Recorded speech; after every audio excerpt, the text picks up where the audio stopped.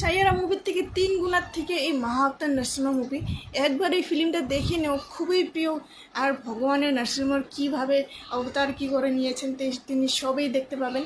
তো একবার চাই সিনেমা হলে দেখো কেমন মুভিটি। তো যত সনাতনীদের সব এই ফিল্ম দেখতে হয়েছে, খুবই ভালো হয়েছে, খুবই সুন্দর। এই ফিল্মের মধ্যে অ্যাকশন, ভালোবাসা, যত 3D অ্যানিমেশন সব মানে কার্টুনের মতনে দেখা যায়। যায় একবার দেখে নেবেন, এত ভালো হয়েছে, এত ভালো হয়েছে, মুখের থেকে কোনো শব্দ নেই। যখন এই ফিল্মটা দেখেছি আমি হাত জোর করে ছাড়া ভক্ত প্রহ্লাদের মহিমা দেখে আর কি চাই, এই অবস্থাতে রয়েছি। তো চোখের থেকে জল আসা পর্যন্ত এমন এমন হয়েছে ফিল্মটি, কি বলবো আরও। আর এই তো এই ফিল্মটা হইলো অশ্বিন কুমার ডাইরেক্ট করেছেন, মহাবতার নরসিংহ মুভি। তিনি আগেও কান্তরা আর কেজিএফ 2 এগুলো ফিল্ম মানে রিলিজ করেছেন। তো খুবই ভালো। তো তিনি হলো ভগবান নরসিংহদেবের পরম ভক্ত। আর তিনি যোনটা কবচ পড়েছেন গলার মধ্যে, তিনি নরসিংহদেবের কবচ পড়েছেন আর ইস্কনের ভক্ত তিনি।